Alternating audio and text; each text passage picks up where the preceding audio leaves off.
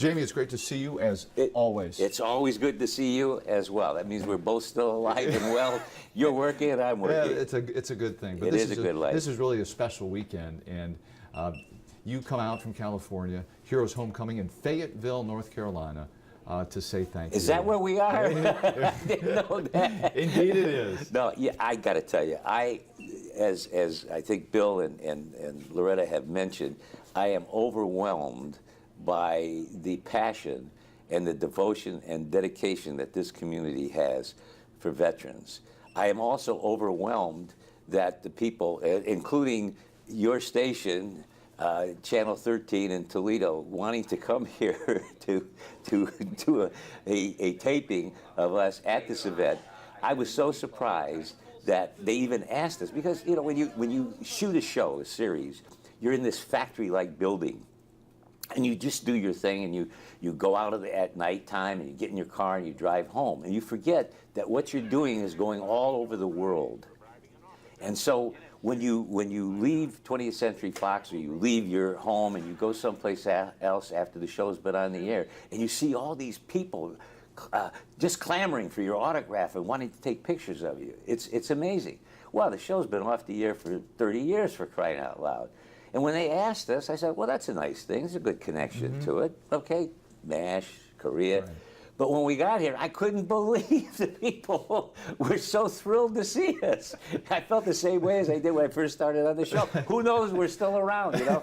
Reruns, I guess they're still so popular. Yeah, the people at that park yesterday, several thousand people. It was a tremendous day. Yeah, it was a tremendous day. I'm really overwhelmed, and I'm humbled by it, that they still are. And some of the little children, you saw the children out there. I think someone said the newest generation of Yes, MASH exactly, fans, right? Yeah, wow. I mean, you come up here and you talk with these gentlemen who have given everything to protect our freedoms, and the theme this weekend, the Forgotten War. I mean, your reflections on today, this weekend, and meeting all these people. You can talk about it, and you can envision, but when you actually see them, the ones later that came up, when we were first out there to make the breakfast, some of the ones that were not so disabled were there, and you joked around with them. And then some of the ones later that came in that couldn't talk or couldn't move and were just totally immobile, and you could only really speak to them with their eyes and maybe a touch to let them know that you love them and that you do appreciate what they did. That really affected me very much. And also, you don't want to, you're a celebrity, but you don't want to let them know that. I mean, I'm saying this sincerely to them, not that, hey, I'm somebody from, Hollywood, from a TV series. Right. They may not even know who the heck I am.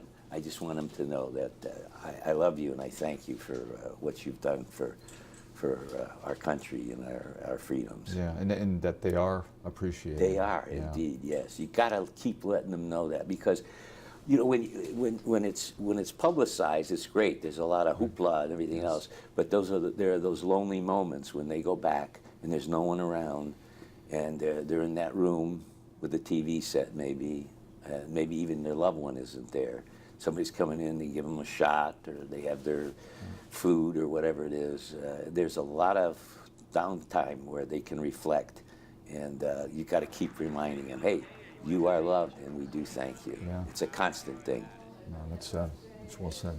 Maybe if they do have a TV, maybe they find a rerun of MASH. You can't help but find a rerun. So thank God. Off the question I asked Loretta and Bill, at what point, Jamie? Now, you're the guy coming in with the dress. At what point does that become an important show? I mean, you mentioned you got to make a living. Yes. You're finding work. Right. But at what point you said, this is really important? I had no idea. I was so grateful. This is my 60th year in the business, and I had so many ups and downs, and I had been in so many shows that I thought, okay, this is the one that was really going to do something for me.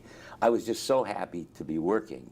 And I really didn't know, and I knew that the people, all of us, were this wonderful family that Bill and Loretta had mentioned, and I knew that there was a special chemistry that was there. But the audience didn't find us. And the reason for that was it was in the wrong time spot.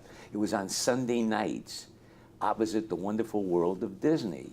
And The Wonderful World of Disney was a top show. I think out of 65 shows, MASH was number 59. So it looked like it was going to be canceled.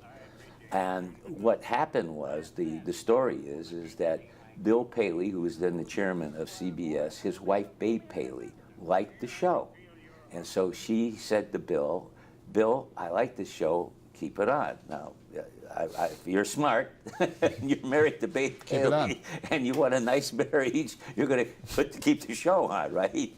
So what happened was, by coincidence, by purpose, we were moved to Saturday night, which was the greatest lineup in the history of television. I believe it started with All in the Family. I'm not sure of the actual structure of it. I think Mary Tyler Moore, MASH, Bob Newhart, and the Carol Burnett Show. It was the must-see TV at that time. Greatest night in the history of television. Nobody went to movies. Nobody went out to dinner. There wasn't college football on Saturday It wasn't nights, college football on at that time either. And they jokingly, they said their other second Nielsen was that when the commercials came on that night, they knew that people were at home because they used the bathrooms and the water pressure would go down in all the cities. So that was another Nielsen rating, the plumbing. And that was it. And that's what really saved the show. People got to see it. And they said, hey, this is good. Yeah. And you want to know something? After 30 years, it's still good. It is. Good is good. Good is good. You're absolutely right. I tell people that, it doesn't matter. Charlie Chaplin, Laurel and Hardy, Buster Keaton, good is good. You laugh at it. Laurel and Hardy moving the piano up the steps. I could sit there and watch it and laugh many, many times. Yeah, it's a great show, our show. But different than theater, you all have had long careers and done a lot of theater. I think that's another reason why our show was so good. Most of the actors, if not all of the actors, were theater trained. We all cut our teeth in the theater, and that's discipline.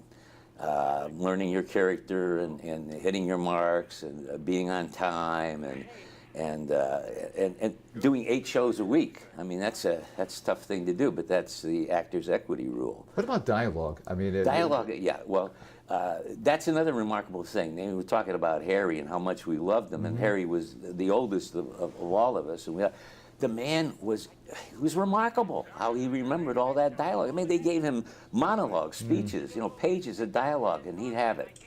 He was a very, very special individual to all of us. And here he was.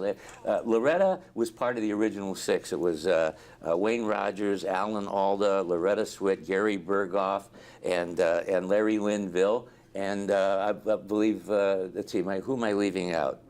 McLean Stevenson, yes, of course. Of all people, you can't leave McLean out. And so that was the original 6. And then actually Father Mulcahy, the pilot episode was not Bill Christopher, it was another actor that played him. They brought Bill in, and he made such an impact on him that they wanted to keep him. I came in on the 6th show of the first season.